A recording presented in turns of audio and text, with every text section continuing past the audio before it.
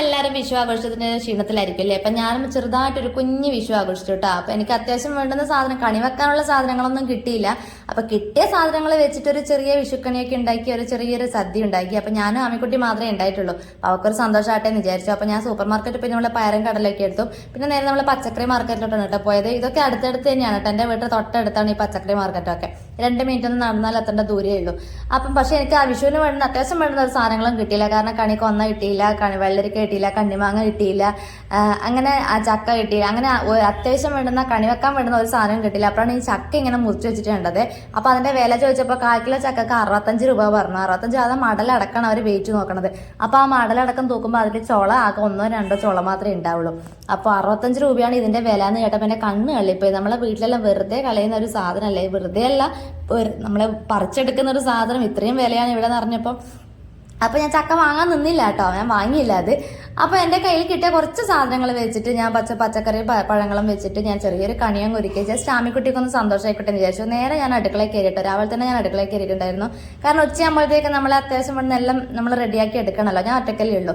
അപ്പം ഞാൻ കൂട്ടുകറിയാണ് ഫസ്റ്റ് ഉണ്ടാക്കിയത്. കൂട്ടുകറിക്ക് ഞാൻ കടല തലേന്നേ വെള്ളത്തിൽ പുതിർത്തിട്ടിട്ടുണ്ടായിരുന്നു. അതിലേക്ക് നമ്മുടെ ചേനയും നല്ല പച്ചക്കായും അരിഞ്ഞു വെച്ചത് ചേർത്തു. അതിലേക്ക് നമ്മുടെ മഞ്ഞൾപ്പൊടിയും മുളക് പൊടിയും ഉപ്പും കൂടി ചേർത്തിട്ട് വെള്ളം ഒഴിച്ചിട്ട് അതൊന്ന് വേവിക്കാൻ വെച്ചു കേട്ടോ. അതിനുശേഷം നമ്മളെ കൂട്ടുകറിക്ക് വേണ്ടുന്ന തേങ്ങ ഞാൻ റെഡിയാക്കി എടുക്കലാണ്. അപ്പോൾ തേങ്ങയിലേക്ക് കുറച്ച് കുരുമുളകും അതേപോലെ നമ്മുടെ വെളുത്തുള്ളിയും ജീരകവും തേങ്ങയും ചേർത്തിട്ടാണ് ഞാനത് വറുത്തെടുത്തത്. അപ്പോൾ തേങ്ങ വറുത്തെടുത്തിട്ട് അത് അരക്കണമെങ്കിൽ കുറച്ച് തണിയാണല്ലോ. അത് തണിയുന്ന ആ ഒരു സമയത്ത് ഞാൻ അവലിന് വേണ്ടുന്ന പച്ചക്കറി എല്ലാം ഒന്ന് അരിഞ്ഞെടുത്തു. നമ്മുടെ കോയക്കയും പയറ്, നമ്മുടെ കാമ്പ്, പിന്നെ ക്യാരറ്റ്, മുരിങ്ങക്കായ, അങ്ങനെ ഒരുവിധം വേണ്ടുന്ന സാധനങ്ങളൊക്കെ ഞാൻ ഇതുപോലെ നീളത്തിലൊന്ന് കട്ട് ചെയ്തെടുത്തു. അതിലേക്ക് മഞ്ഞൾപ്പൊടിയും പിന്നെ കുറച്ച് ഉപ്പും കൂടി ചേർത്തിട്ട് 2 പച്ചമുളകും മുറിച്ചിട്ടിട്ട് അതും ഒന്ന് വേവിക്കാൻ വെച്ചു കേട്ടോ. അതിനുശേഷം അപ്പോഴേക്കും നമ്മുടെ തേങ്ങ അത്യാവശ്യം നമ്മുടെ കൂട്ടുകറിക്ക് വേണ്ടി അരച്ച് വെച്ച തേങ്ങ തണിഞ്ഞിട്ടുണ്ടായിരുന്നു. അപ്പോൾ അത് ഞാനൊന്ന് ഒതുക്കിയെടുത്തു. ഒരുപാട് അരച്ചെടുത്തിട്ടില്ല, ഒന്ന് ജസ്റ്റ് ഒന്ന് ഒതുക്കിയെടുത്തിട്ടേ ഉള്ളൂ. അപ്പോഴേക്കും നമ്മൾ ചേനയും കടലയും ഒന്ന് വെന്തിട്ടിട്ടുണ്ട്. അപ്പോൾ ഇത് ആ തേങ്ങയിലേക്ക് ഞാൻ നന്നായിട്ടൊന്ന് മിക്സ് ആക്കിയിട്ട് കൊടുത്തു കേട്ടോ. അതിനുശേഷം ഒരു പാത്രത്തിൽ ഓയിൽ വെച്ചിട്ട് കടുക് പൊട്ടിച്ച് നമ്മുടെ ചുവന്ന മുളകൊക്കെ ഇട്ട് കറിവേപ്പിലൊക്കെ ഇട്ടിട്ട് അതിലേക്ക് ഞാൻ നമ്മുടെ കൂട്ടുകറിയുടെ ആ ഒരു കറി ഞാൻ ഇതുപോലെ ഒഴിച്ചു കൊടുത്തു. അങ്ങനെ കൂട്ടുകറി റെഡിയായി കിട്ടി. ഇനി എടുത്തപ്പോഴേക്കും നമ്മുടെ അവിലിന് വേണ്ടുന്ന പച്ചക്കറി അത്യാവശ്യം ഒന്ന് വെന്ത് കിട്ടിയിട്ടുണ്ടായിരുന്നു. അപ്പോൾ ഇതിലേക്ക് ഞാൻ അരച്ച് ചേർക്കാൻ തേങ്ങയും ജീരകവും വെളുത്തുള്ളിയും അതും ഒന്ന് ഒതുക്കി എടുക്കുകയോ ചെയ്തിട്ടുള്ളൂ, ഒരുപാട് അരച്ചെടുത്തിട്ടില്ല കേട്ടോ. അതും ഇതേപോലെ ഒന്ന് ഒതുക്കി എടുത്തിട്ട് അത് നമ്മുടെ പച്ചക്കറിയിലേക്ക് വേവിച്ച് വെച്ച പച്ചക്കറിയിലേക്ക് ഒന്ന് മിക്സ് ആക്കി കൊടുത്തു. അതിനുശേഷം അതിലേക്ക് കുറച്ച് തൈര് കൂടി ഒന്നിങ്ങനെ ഒഴിച്ചു കൊടുത്തു കേട്ടോ. അപ്പോൾ ആ തൈര് കൂടി ഒഴിച്ച് കഴിഞ്ഞതിന് ശേഷം ഞാൻ നന്നായിട്ടൊന്ന് മിക്സ് ആക്കി കൊടുത്തു. ഉപ്പൊക്കെ കറക്റ്റാണെന്ന് ചെക്ക് ചെയ്തിട്ട് അതിനുശേഷം അതിലേക്ക് കുറച്ച് കറിവേപ്പിലും പിന്നെ കുറച്ച് വെളിച്ചെണ്ണയും അതിൻ്റെ മീതി ഒഴിച്ചു കൊടുത്തിട്ട് അവിയലും നമ്മൾ റെഡിയാക്കി എടുത്തു. ഇത് ഞാൻ പച്ചടി ഉണ്ടാക്കാൻ വേണ്ടിയിട്ട് കുമ്പളങ്ങ കട്ട് ചെയ്ത് വെച്ചിട്ടുണ്ടായിരുന്നേ. കുമ്പളങ്ങയിലേക്ക് 3-4 പച്ചമുളക് കീറിയിട്ടതും പിന്നെ കുറച്ച് ഉപ്പും വെള്ളവും ചേർത്തിട്ട് അതൊന്ന് വേവിക്കാൻ വെച്ചു. അതിനുശേഷം നമ്മൾ സാമ്പാർ വെക്കാൻ വേണ്ടിയിട്ട് പരിപ്പ് ഞാൻ അടുപ്പത്ത് വെച്ചിട്ടുണ്ടായിരുന്നു. അതിലേക്ക് നമ്മുടെ ക്യാരറ്റും നമ്മുടെ ബീട്രൂട്ടും ഉരുളക്കിഴങ്ങും ആദ്യം ഇട്ട് കൊടുത്തു. ഇത് നമ്മുടെ സാമ്പാറിന് വേണ്ടിയിട്ടുള്ള അരപ്പാണ് കേട്ടോ.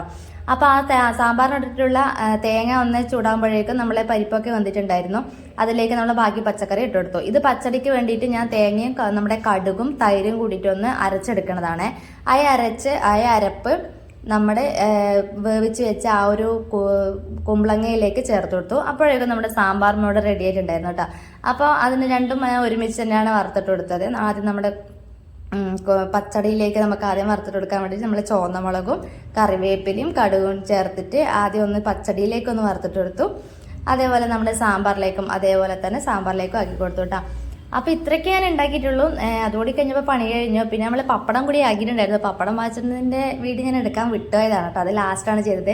പിന്നെ കറിയെല്ലാം വെച്ച് കഴിഞ്ഞതിന് ശേഷമാണ് ഞാൻ ചോറ് വെക്കാൻ നിന്നത് കേട്ടോ. കറിയൊക്കെ ഉണ്ടാക്കി കഴിഞ്ഞതിന് ശേഷമാണ് ഞാൻ ചോറാക്കിയത്. അപ്പം ചോറും കൂടി ആക്കി നമ്മൾ സദ്യ ഏകദേശം റെഡി ആയിട്ടുണ്ട്. അപ്പോൾ ആവിക്കുട്ടി ഇങ്ങനെ വെയിറ്റ് ചെയ്തിരിക്കലാണ്. അവൾക്ക് ഭയങ്കര ഇഷ്ടമാണ് ഈ പച്ചക്കറിയും കൂട്ടി, അതായത് സദ്യയും കൂട്ടിയിട്ട് കഴിക്കാനുള്ള ചിക്കനേക്കാളും ഇഷ്ടം ഇങ്ങനെയുള്ള കറിയും കൂട്ടി ഭക്ഷണം കഴിക്കുന്നതാണ്. അപ്പോൾ ഇതുപോലെ ചോറും നമ്മുടെ അവിയലും കൂട്ടുകറിയും സാമ്പാറും പച്ചടിയും അതുപോലെ പപ്പടം ഒക്കെ റെഡിയാക്കി എടുത്തു. നമ്മുടെ വിഷു ഇത്രയും ഉണ്ടായിട്ടുള്ളായിരുന്നു കേട്ടോ. ഞാനും ആവിക്കുട്ടിയും മാത്രമേ ചോറ് തിന്നാനും ഉണ്ടായിട്ടുള്ളൂ. അപ്പോൾ നമ്മൾ ഹാപ്പി ആയിട്ട് ഫുഡൊക്കെ കഴിച്ചു, അതൊക്കെ ഉള്ളൂ. അപ്പോൾ വീഡിയോ ആദ്യമായിട്ട് കാണുന്നവരാണെങ്കിൽ ചാനൽ ഒന്ന് സബ്സ്ക്രൈബ് ചെയ്തേക്കണേ, കൂട്ടത്തിലൊന്ന് ലൈക്ക് അടിച്ചിട്ട് പോയേക്കണം കേട്ടോ.